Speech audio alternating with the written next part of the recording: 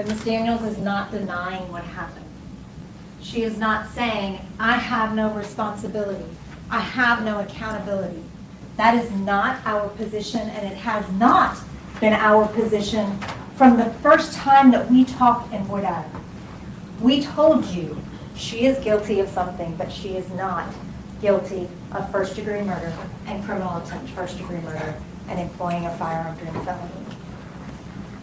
That is not what these facts illustrate, unless you're looking at them from far, far away and ignoring all of the details and all of the intent.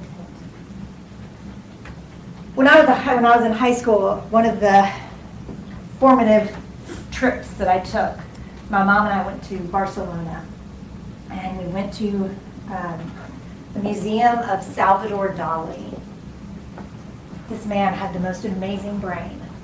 He could paint pictures that from far away looked like one thing, and then when you got close up on them, looked like something completely different. And I will never, ever forget standing in the top balcony of that museum, looking across the way and seeing this. And there's a little plaque that tells you, squint your eyes and look at it. What do you see?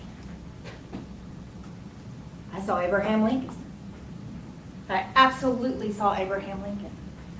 And then, when you walk back around, they tell you how to get up there. This is that painting close up. It's something completely different.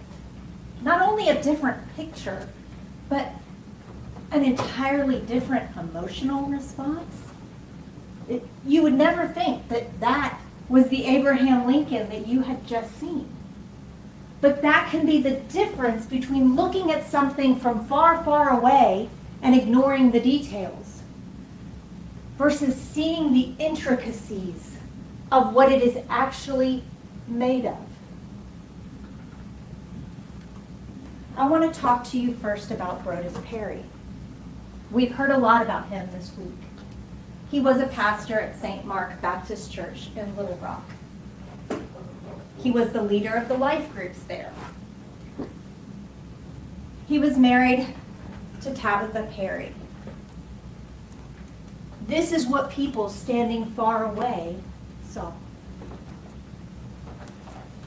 But when you got much more close, when you got to know Brodus Perry,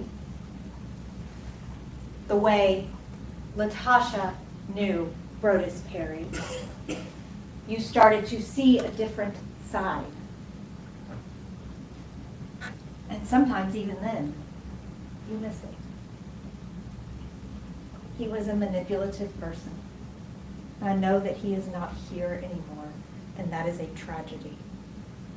But that doesn't change the fact that during his time on earth, he manipulated the women in his life. He was controlling. And he wanted this lifestyle of ethical non-monogamy. Regarding the ethical non-monogamy, that was, when I talk about the manipulation of women in his life, that was a big source of it. He manipulated Tabitha into thinking, oh, well, this is just something that I thought about. It's okay that you don't want to do it.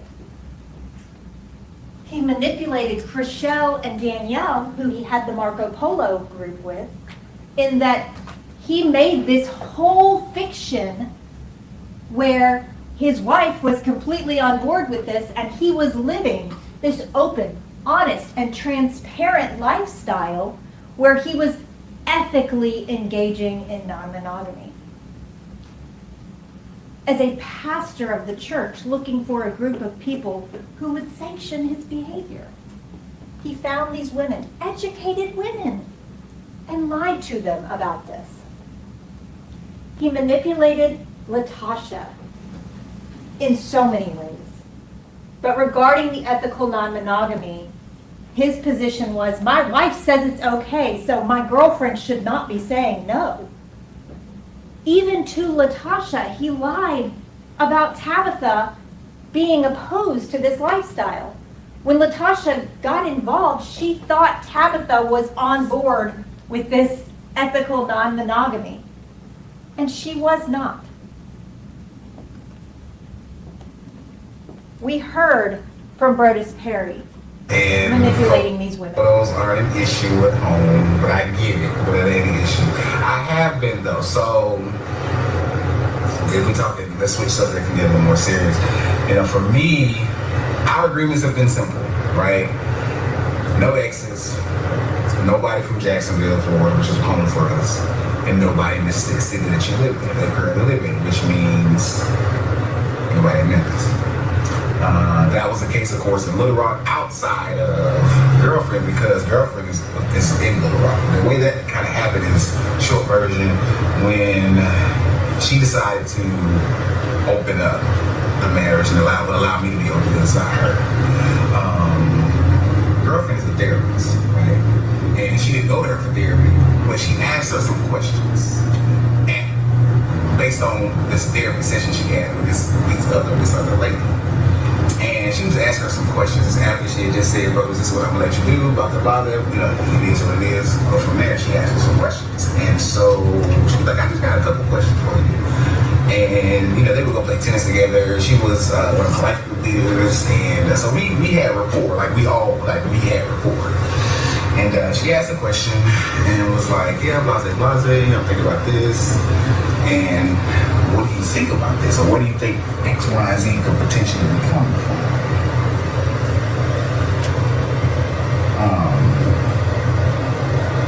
And I'm sorry, I'm looking to see who was in the cigar lounge because this is not what I really frequent that often. So I'm kind of careful about who potentially is in here because I don't want the glass all pass.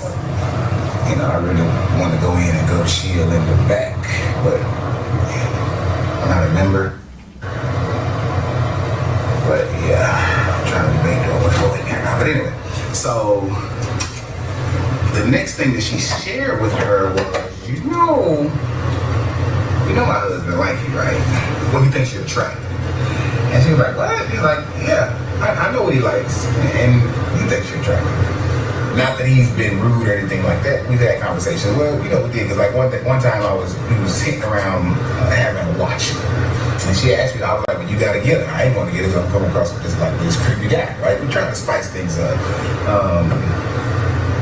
In that regard, even though that was even somewhat limited with the idea of somebody watching him, that's neither here nor there. But when the question came up, it was her, right there. The shit she asked. Well, who would you want? And that was the first thing in my stage. She's like, I know you like her. I know what. So anyway, so she said, like you know, blah, blah, blah. And she said, well, if you were interested, just, now I'm not saying that you are, but I'm also saying I've given him this X, Y, and Z, and he may come your way. And she did. But she's like, okay, cool. But we had a conversation. And after that, that's when the whole nobody in the city thing came. But it was more like, I'll give you a pass with her because I essentially gave you the alley. But nobody. So I'm trying to figure this. So fast forward, that's a whole lot of shit, right? I'm trying to get the way. So I have been thinking about, the past couple of weeks in terms of expanding, my ethical non-monogamy, and just kind of, so my wife, her and I, we were chatting over there, like, well, baby, I got a couple of questions, I'm just curious, she knows about the, everything like this. So I was like, when did you want to know? When did you want to know that there's someone who has my interests or someone who I would like to pursue? Do you want to know the moment that I feel like it's more than just banter? Do you want to know at the moment that I would like to begin to banter? Do you want to know once I feel like it might be a thing beyond banter? Or what? Because this is kind of new for us, right? Because girlfriend, Tasha, that's easy. That's been 2 years. That's been it for the most part. Outside of us, we going. That's how my birthday. But it's kind of been easy in that regard. So we're trying to figure out what does that look like. So I'm just kind of really thinking through where I am with that, right? You know, where I, in terms of those. So there's a lot of newness. I kind of said that just to say that there's still.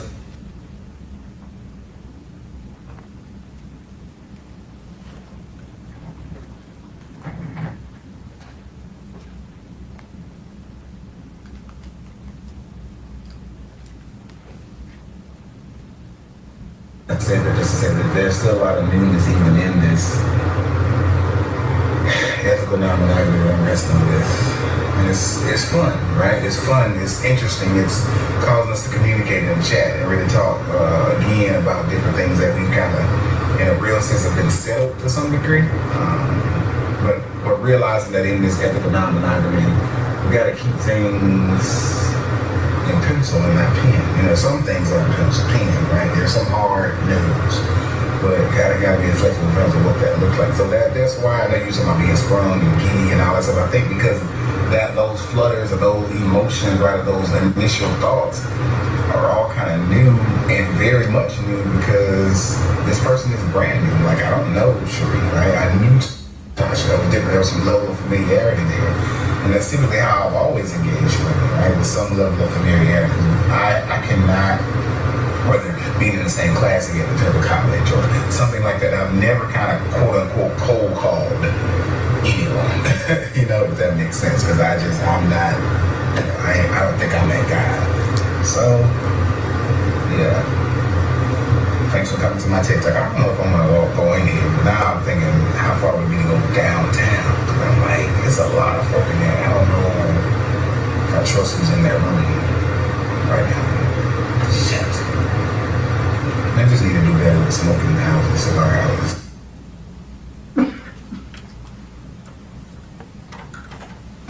I'm just, you know, your opinion matters to me because we are in this relationship. But at the same time, you know, like I said from the outset, I want to be respectful, but I also want to let you know that, you know, your opinion matters.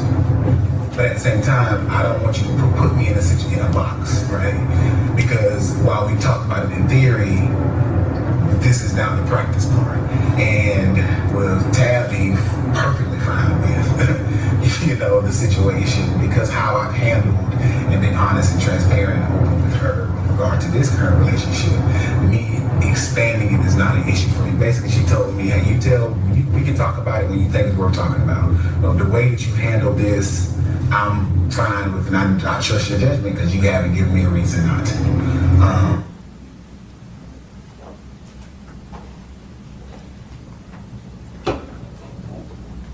I mean, it's only 2 hours away, but yes, we were in Little Rock, so we were literally that because it was at that point. You know, wife was like, "Yeah, nobody at home. Like, this is an exception because I kind of threw you that, but no, you ain't dealing with nobody at home. Like, that was Jacksonville, so our heart knows no Jacksonville, which is hometown for us, no exes, and no place in your current city. Those are the hard no's, right?" She got an exception because it was there that she realized, well, yeah, I don't think I want him to be dealing with all these people, all these women, and no doubt these women would be in the church because that's all we do is kind of hang around, or in the community or close enough. So it was kind of one of those things. But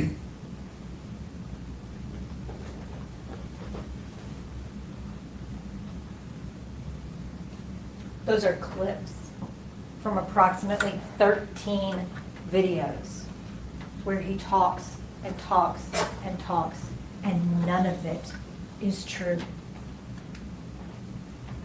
None of it. You heard Tabitha sitting on the stand saying, my hard no's were all of those things and then some. My hard no's were him seeing anyone outside of our marriage. But that's not what he told Chriselle. That's not what he told Danielle. That's not what he told Latasha.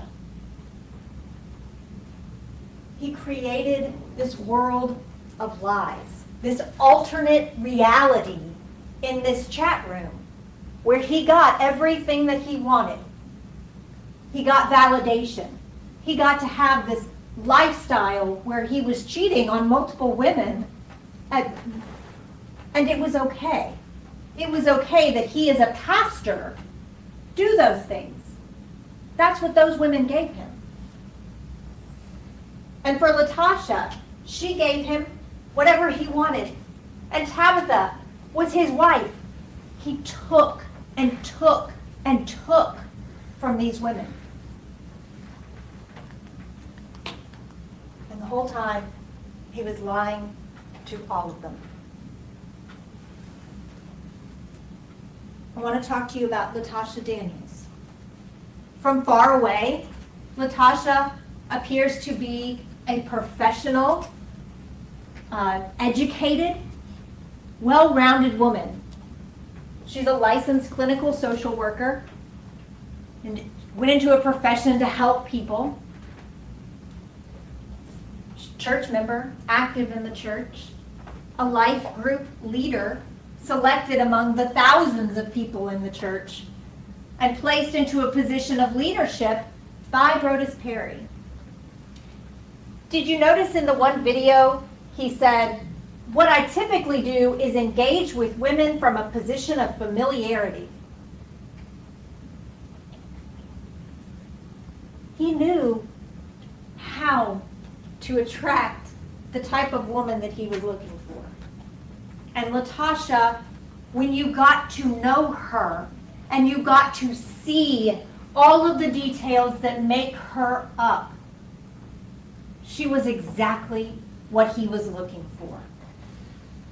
She was so vulnerable because of the happiness being completely drained from her marriage, from the total lack of any emotional connection with her husband of 8 years. The traumatic history that she has had since a childhood, and always being told to keep a good face on. Her history of mental health, depression, suicidal ideations, suicidal attempts. Her dependency on other people. He knew that when he got his claws in her, she would do anything to keep him with her, including keeping his secrets. He also knew that Latoshia would have to keep his secrets because she had just as much to lose as he did.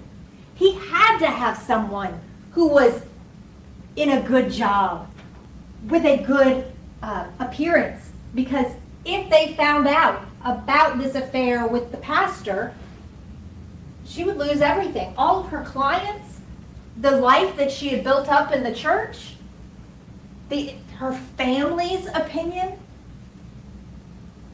all of it would be gone. And he reminded her of that. From far away, their relationship, it was an affair. It was absolutely wrong. And it was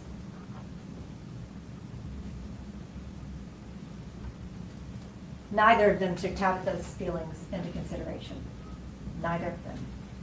And they should have. Tabitha did not deserve that. But especially at the beginning, if you look at that relationship more closely, there was a lot of love there. Latoshia built her life around this man. He liked bourbon, so she started learning bourbon. He liked cigars, so she started learning about cigars. She got him into running with her. They joined a biking club together. All of these things that they built. And this woman who came into this relationship so starved for love and affection was receiving it, finally.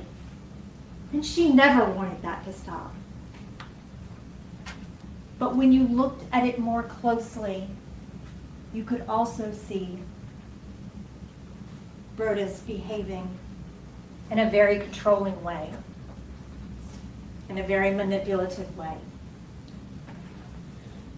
and Latasha was getting slung back and forth between these emotions of, oh, I love you.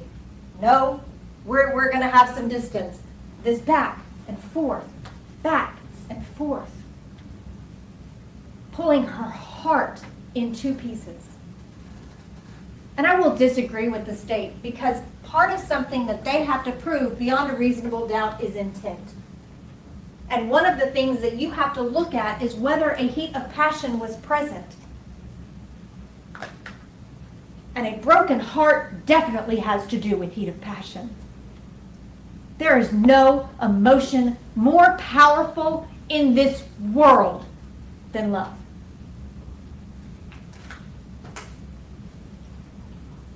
When she was with Brodus, Latasha was required to follow certain rules. Rule number 1 that she learned on day 1. You download the Confide app, you use it the way I tell you to, and you only communicate with me in this manner unless I tell you different. Rule number 2, when Brodus took trips, Latasha was expected to be there, and she had to pay her own way, whether she had the money to or not. Rule number 3, Latasha was not to call anybody to come to them. Even in the case of a medical emergency, she was supposed to call Pastor Pointer. He knew about their relationship. He would get Brodus help, and nobody would have to find out about Latasha. Rule number 4, Latasha was not to approach him in public. He was only to approach her, because she didn't have a way of knowing if he was with someone for the church or with another pastor that may not know about their relationship. Very strict rules on what and when she could say to him. Rule number 5, when she was in a hotel room on one of their trips, she was to remain naked. Rule number 6, towards the end of their relationship, Brodus added that she should always respond to him with either yes sir or no sir. And Latasha followed all of those rules because she loved that man. And she loved the love that she felt like she was getting. And then things changed. On March the 15th, Brodus behaved in a very different way. He treated her like a piece of trash, like someone who was there for his use, not his love, not worthy of his affection. And something in Latasha broke that day. And she decided that she was going to end her life. And yes, she did want him to feel that pain, because it was so much pain in her. And she came and never once threatened him. There was never a single allegation that she put him in any danger or threatened him or ever even pointed the gun at him. She actually gave the gun to him once he talked to her for about 2 hours.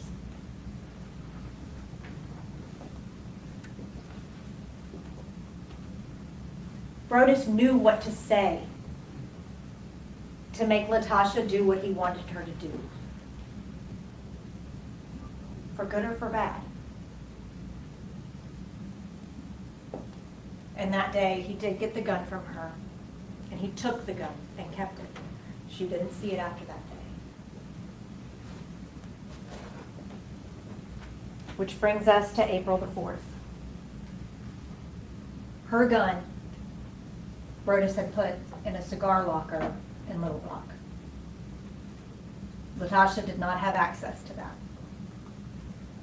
She opened her, or did her normal good morning text to Brodus. And finally, when he responded, our time has come to an end. And then it disappeared. And in that moment of disappearing, 2 years of a life, of a relationship, of love was gone. And Latasha was still emotionally fragile from the traumatic experience on the 15th in March. Still suffering from those pains, but trying to work through it.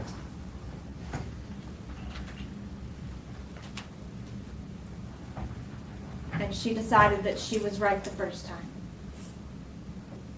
She didn't need to be in this world. She couldn't be in this world. Not anymore. She had built her whole life around this man. And he broke up with her in a disappearing text.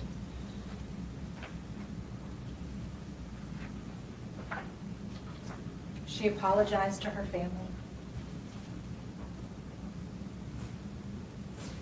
and tried to make them understand that this is not something that she just thought about, that she's been struggling, and that the struggle was just too much. For this deeply religious woman to feel like God couldn't answer her prayers anymore because she was so deep down in this depression is just heart-wrenching. And that was at 3:14 p.m. on April the 4th.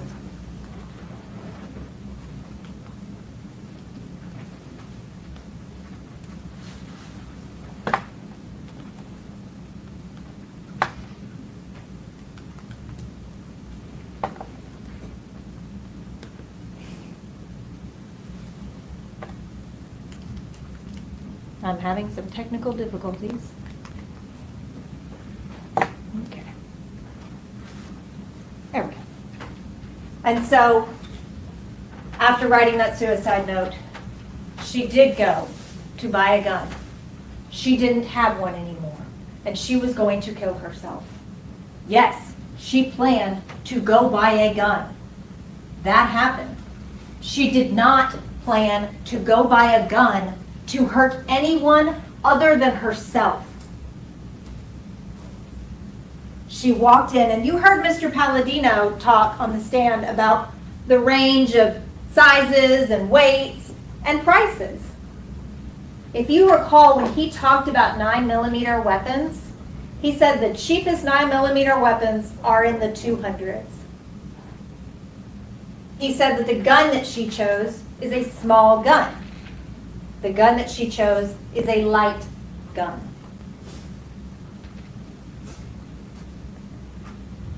And when she went to that store on April the 4th, she checked out at approximately 4:47 after going through the background check and clearing it. And if you look, that gun cost $229. She bought the cheapest gun they had, and just whatever ammunition they told her to get. Because this was going to be the gun to take her life. So why spend a lot of money on it? After she left the gun store, she went back to her house. She did not want to stay there long because she was afraid her adult son would come home.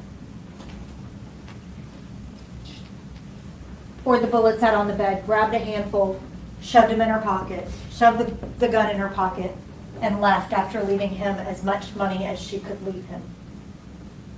I think it was $500. She got in her car and she started to drive. She was not driving to Memphis, Tennessee. She was driving to Jacksonville, Arkansas, to Johnson Park. This was a place that had particular significance to her because of various names associated with it. Brodus Perry was from Jacksonville, Florida. Her ex-husband's last name was Johnson, and her dad's name was Ray. All of those were men that had hurt her in her life, but that she had also loved immensely. She did not want to commit suicide at home. She did not want her adult son to find her, to have to go through that. She knew that her suicide would be hard on him, but she didn't want that weight on him. At that point in time, she believed her son would be better off without him.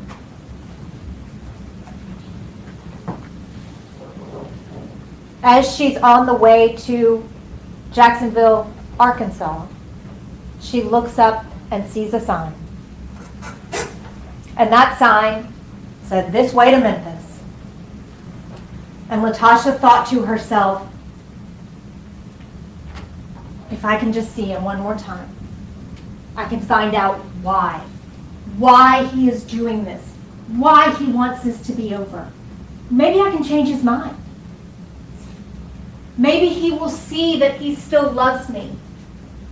Maybe he will tell me that I am still worth loving.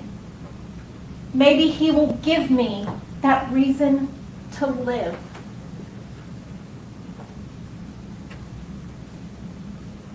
She drove to Memphis.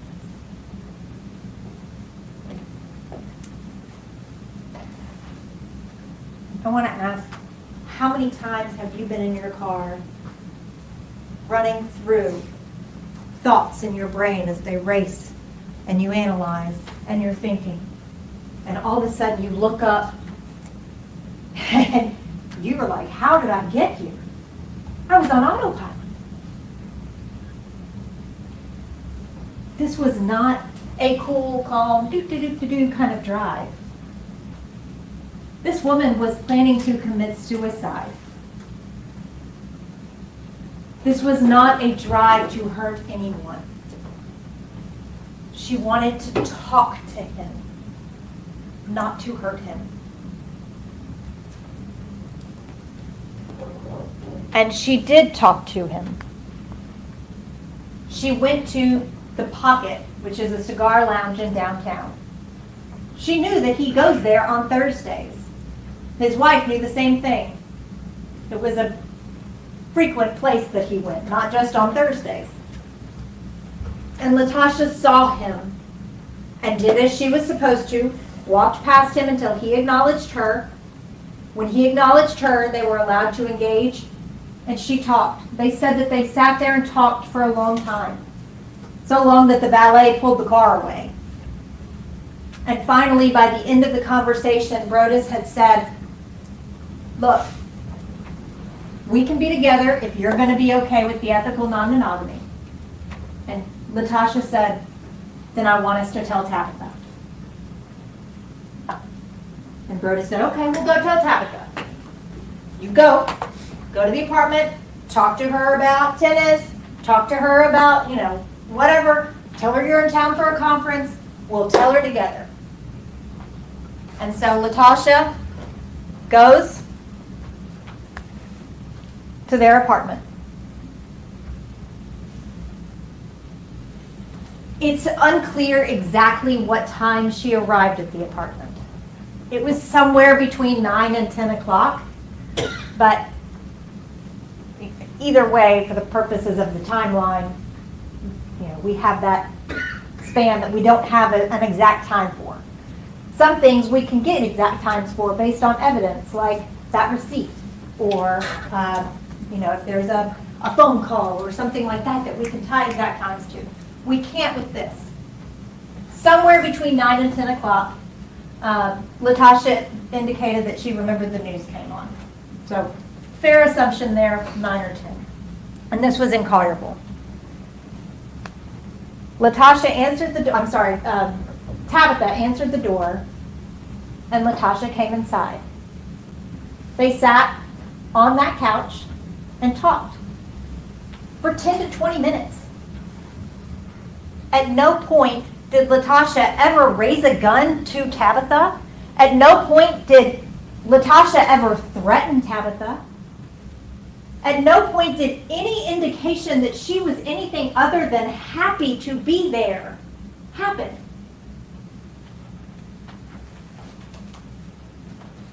And then Brodus got home. And when Brodus got home, Tabitha described him as being very agitated when he saw Latasha. Did he think he called her bluff? That she wouldn't really go? He knew that she was having second thoughts.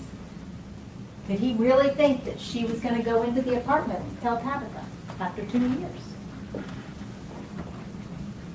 And she was there. And he was facing down the possibility of having to confess to his wife. And instead of doing that, he offered her bourbon. He talked to her about why she was in this why she was here for a conference. And Latasha, when he walks in, becomes confused and off balance because she thinks this big conversation is about to happen and he's just making small talk. Even going so far as to say, well, you know, if you're drinking, we probably need to clear those clothes off the guest bedroom. Latasha had never been there. And when she was there, Tabitha testified, and Latasha testified, that she didn't go into any of the bedrooms. She stayed in the main living area. That's a picture of the guest room. How would Latasha have known that there were clothes all over it? Unless Brodus said, we would have to take all those clothes off the bed.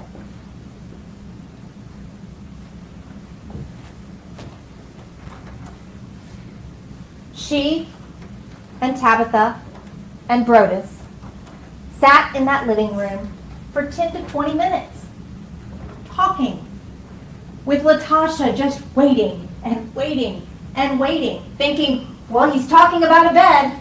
Maybe we're going to segue there. And he wasn't even making eye contact with her. At a certain point, he stopped even truly acknowledging her and just started talking to Tabitha. And Latasha realized he's not going to do it. He's not going to tell her. This doesn't mean enough to him. I don't mean enough to him. So I'm just going to go. I'm not going to bother y'all anymore. She does want to know why.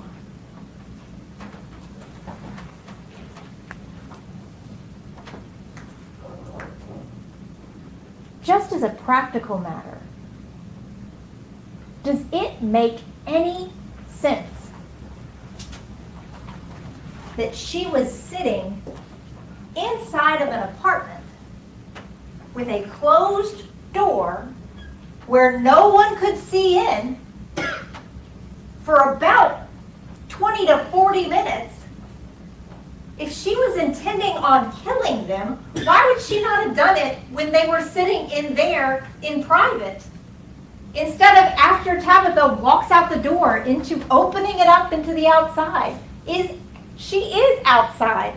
Latasha's standing in the doorway. If this was a cool, calm, reflective judgment, why would she wait until that point in time? If this was the plan, why would she have not done it inside the apartment? Does that make sense? But instead of harming anyone inside of that apartment, Latasha got up to leave. And when she got up to leave, Tabitha went first and came out the door. And then Latasha was standing in the doorway, and Brodus was slightly behind her. Tabitha made it all the way down to the stairwell before she realized that Latasha and Brodus were not behind her. When she turned around, she saw Latasha pull out a gun and shoot Brodus. That happened.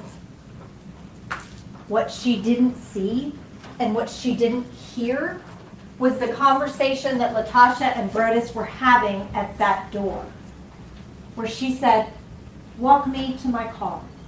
Be a gentleman. It's nighttime. Just walk me to my car.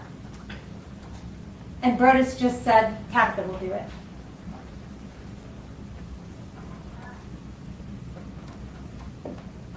That emotional whiplash of being on the verge of killing herself to finding this hope that she can have the life that she has been trying to have with this man, to the disappointment of being dismissed by him, to this moment of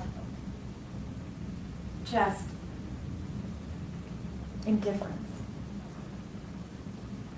shattered her. Absolutely shattered her. And when she reached into her pocket to find her keys, she found her gun.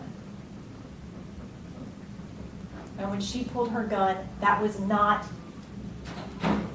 a calm and cool and reflected action. That was a heat of passion. She was so emotional in those moments. She did that act, but that was not a cool and calm act. That was a result of passion. As she's firing shots, she's yelling, "He broke my heart. He broke my heart." And when Tabitha starts trying to get close, Latoshia tells her to stay back. And Tabitha, who is very confused in the situation at this point, dives in front of her husband and tries to shield his body with her body. And during that process, had a bullet hit her in the shoulder. When she said, "Latoshia, you shot me," Latoshia said, "I didn't mean to shoot you." And Tabitha even told the police that she believed that Latoshia was not trying to shoot her.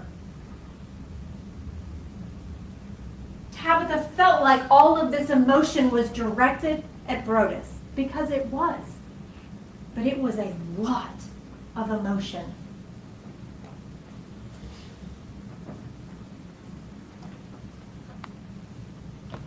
Officers arrive on the scene at 22:36, military time, 10:36, non-military time.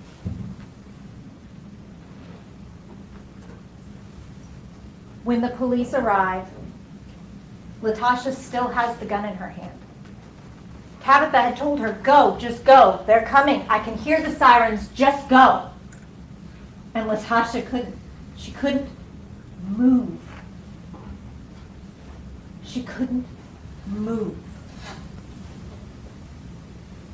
And when the police were yelling at her, telling her to put down the gun, what they saw and what they described was her staring blankly and talking softly to herself and repeatedly putting the gun up to her head or up to her mouth or up to her chest and eventually crouching down on the ground. And Officer Dunlap testified that he would have noticed that that slide was back and that chamber was empty. He didn't see that. The circumstances when the police got there, they're trained to assess. And they have this thing called the use of force continuum that officers kind of make a judgment on.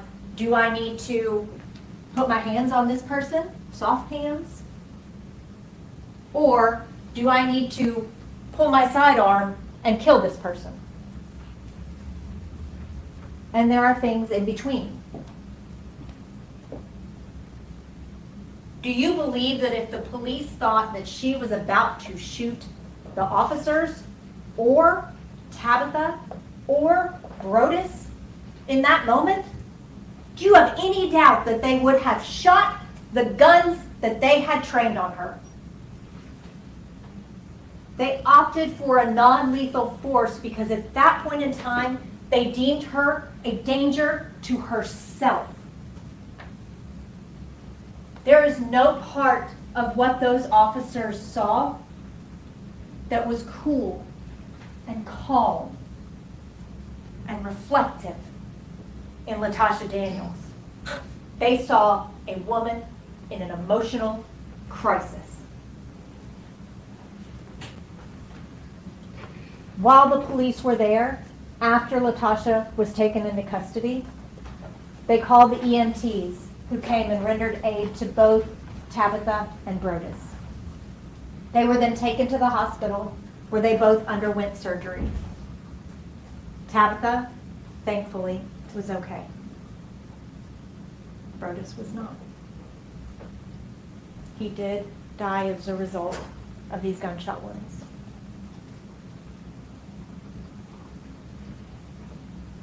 That has never been in dispute. There are several things that are not in dispute. It's just a difference of whether you look at it from far away or come in close to actually analyze it, to see the details that make it up.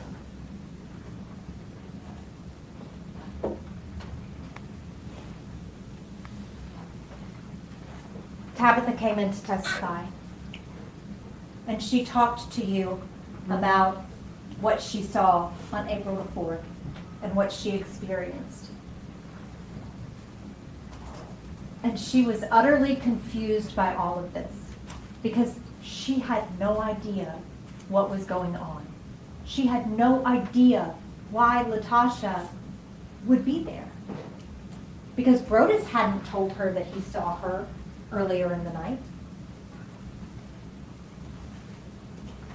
She had no idea that Brodus and Latoshia had had a 2-year-long relationship. That this woman was desperately in love with her husband. She had no idea. And that wasn't fair to her. That absolutely was not fair to her.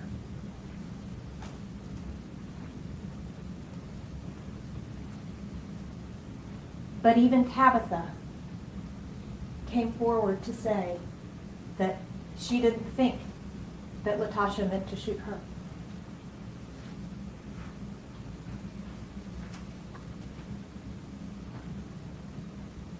She also told y'all that she watched the clips that we watched before.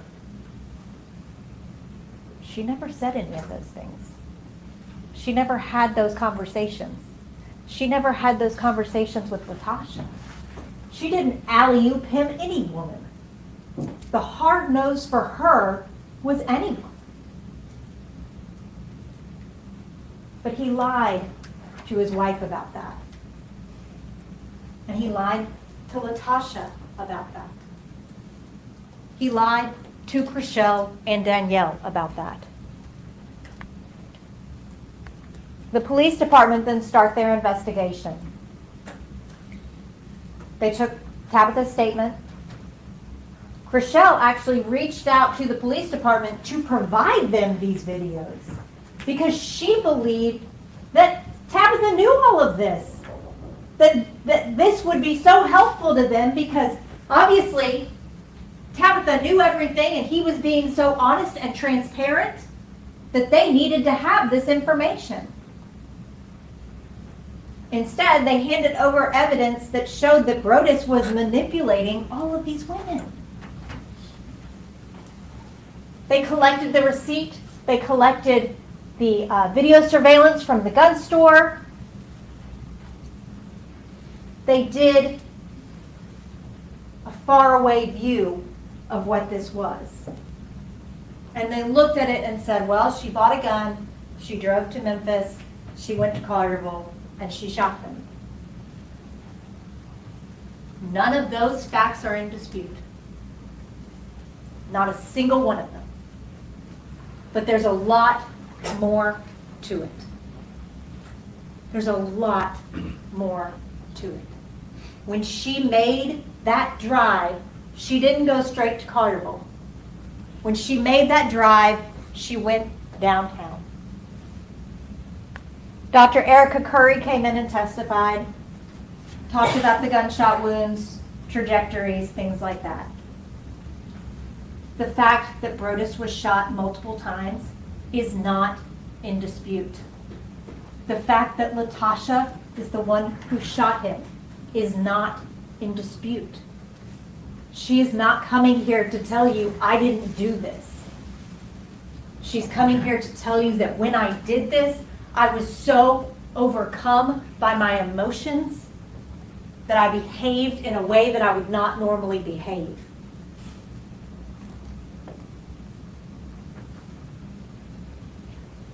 I would note, with the autopsy, it does show no stippling, no muzzle imprint. What that means is that the barrel of the gun was 3 feet or more away. When Latosha was describing where everyone was sitting, and I believe Tabitha did too, Brodus was sitting directly next to Latosha. He was in the blue chair. She was on the end of the couch. She was within arm's reach of him. And nothing happened. The other doctor that testified was Dr. Bidding. She is both a clinical and a forensic psychologist. The difference in those two things are one can kind of look at your whole picture and gather information for a legal process, and the other one can gather your whole picture and look at it for a diagnosis process. She does both of those things. And she has a very impressive CV to go along with it. And when she met with Latosha, she did find a significant trauma history. She did not find malingering, which means no evidence of no evidence that Latosha was not being honest in her answers on these psychological tests. She actually found that she tended to underreport her symptoms, which was consistent with her history of always having to put on a good face. Dr. Bidding does not just blindly rely on what someone tells her. She listens to what someone tells her and then compares it to outside sources, especially for that legal process. And she did that here. And she found evidence to corroborate what Latosha was telling her. She read the police reports, including narratives about Latosha's appearance on the scene. She read Tabitha Perry's statement describing what had happened. She watched the video of Brodus Perry talking to Chriselle and Danielle about seeing Latosha at the cigar bar that night before going home to Carterville. He read Latosha's journals. She read Latosha's journals. And all of those corroborated what Latosha was telling her. She had a history of depression, and she would not, the state was right, she would not offer an opinion on her state of mind at the moment of the offense. And that's what matters legally, is at the moment. However, she did have a position about her mental state around the time of the offense. The reason that she could not speak to at the moment of the offense was because Latosha has trouble remembering those moments, just like Tabitha did, because trauma can do that to your memory.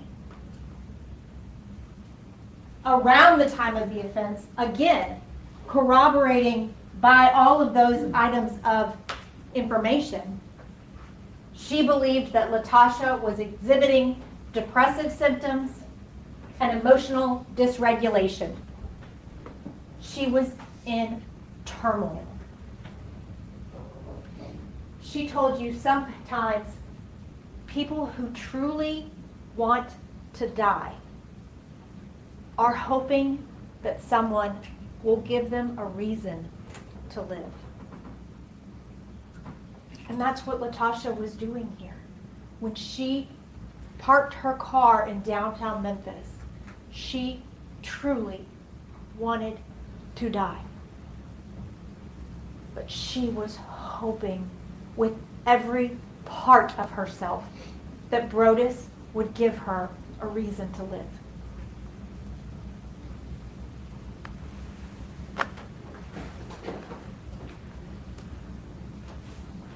Latoshia talked to you, and she told you her story. From a young age, all the way up to reaching out to Brodus for counseling, through their relationship, about his rules, about her love, about the fact that he had told her that Tabitha was on board with this. He just hadn't told her yet about Latoshia. She told you about that emotional whiplash that she suffered for that last month leading up to April the 4th. She was getting pulled by her heart in so many different directions. And she talked to you about the fact that the moment that her hand went into her pocket was a moment when she was shattering. That was the word that she used. In that moment, she shattered.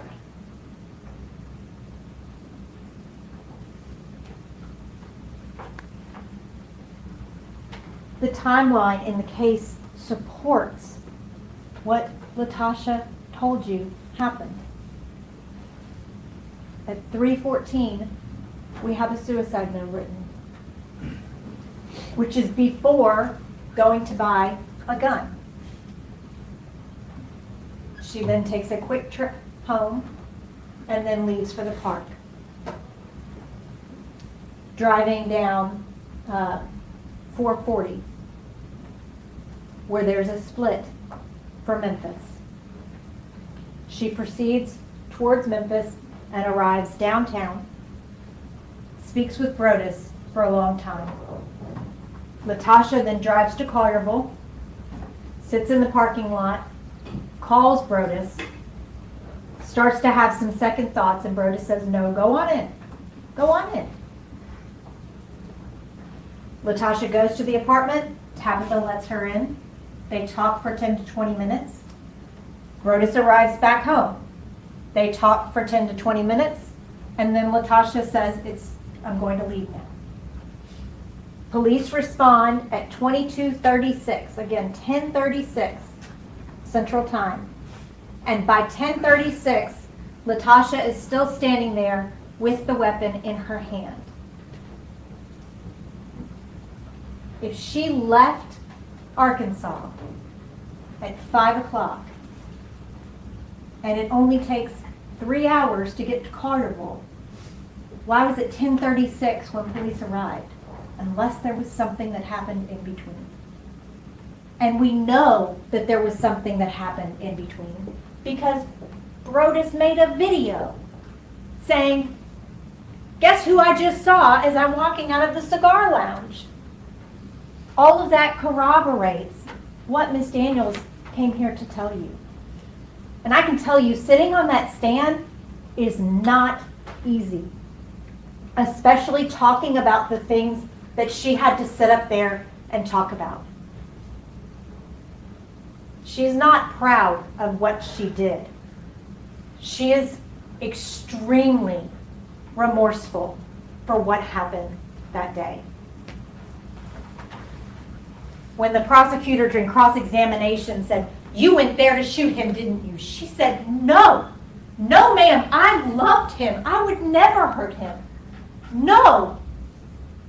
That was not my intention." Because she didn't come to Memphis to hurt him. She was planning on hurting herself. And she walked into that apartment happy to be there in the hopes that she would get some semblance of that love back.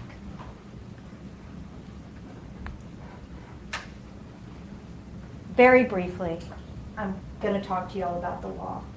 You have your jury instructions, and there are some that I would like for you to cue in on because they're very important. If you remember during jury selection, voir dire, we talked about criminal offenses and what's required. And what's required is an act and an intent. You have to have both. When you look at what are called lesser included offenses, the act never changes. The intent is what changes. On count 1, the lesser included offenses are all of the offenses: first-degree murder, second-degree murder, voluntary manslaughter, reckless homicide, criminally negligent homicide. As I told you, Latoshia Daniels pleads not guilty to first-degree murder. I submit that the appropriate charge in this case, as it pertains to Brodus Perry, is voluntary manslaughter. Voluntary manslaughter is an intentional and knowing killing that occurs during a heat of passion. That is exactly what the facts before us in this trial have laid out. Premeditation requires the exercise of reflection and judgment,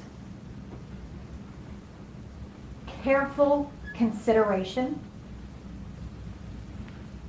sufficient freedom from excitement and passion so as to be capable of premeditation. When you are in that emotional state of passion, you can't reason properly.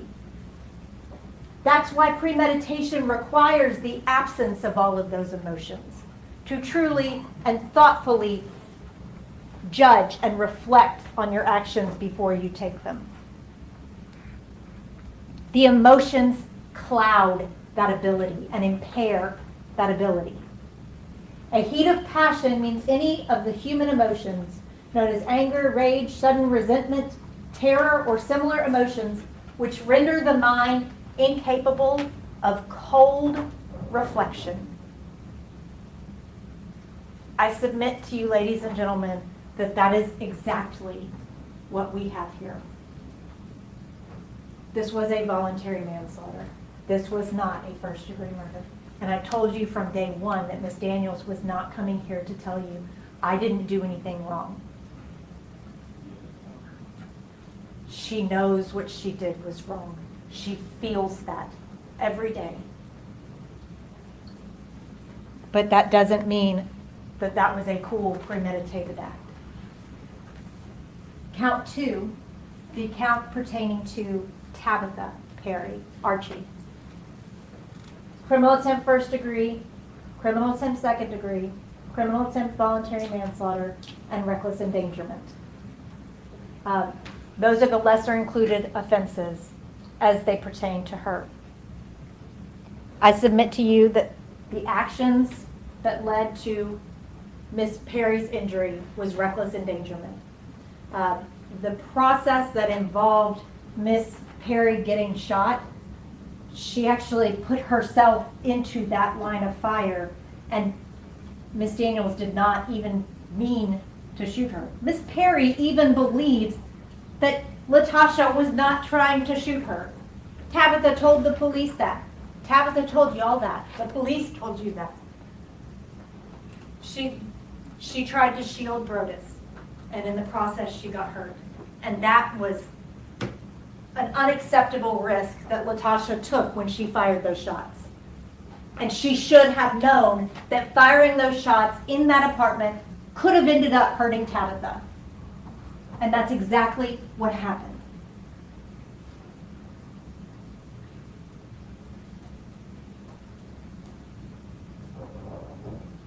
The definition of recklessly in your jury instructions is found on page 9.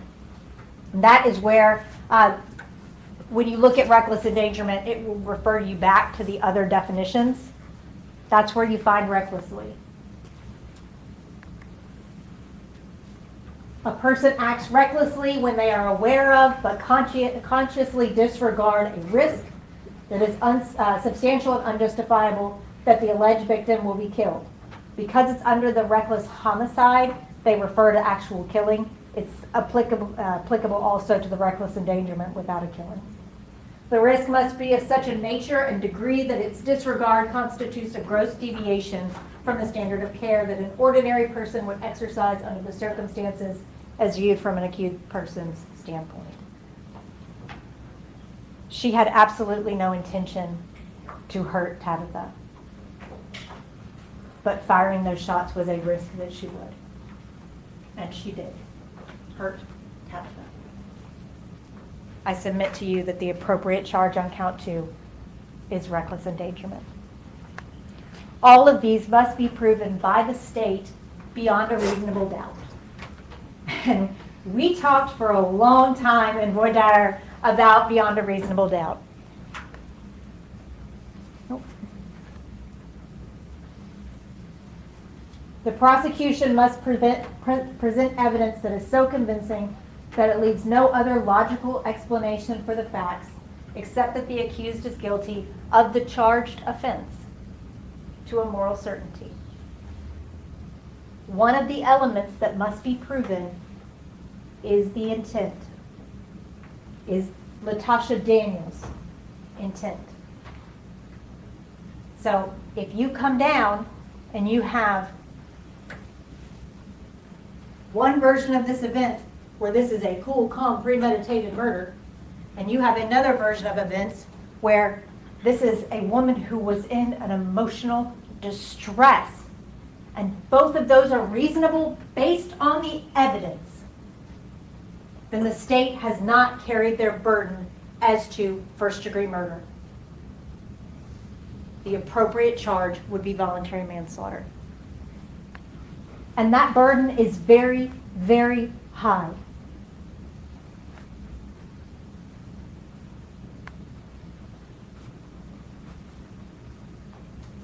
You can see both of those things if you step back and look at it and understand that while you may see two faces, you may see an apple core. And it's reasonable to see both of those things. No matter which one you looked up and immediately saw, or which one you prefer, both are reasonable as an explanation of what you see in that picture.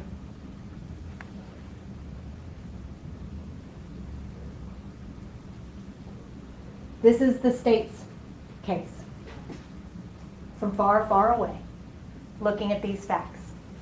Facts that are not in dispute, but they are missing the actual picture and showing you something that isn't really what this was. I'm asking you to look at all of the evidence that has been presented to you over the course of this week and to see the details of what that picture actually is. Thank you. Any jurors on the board? State.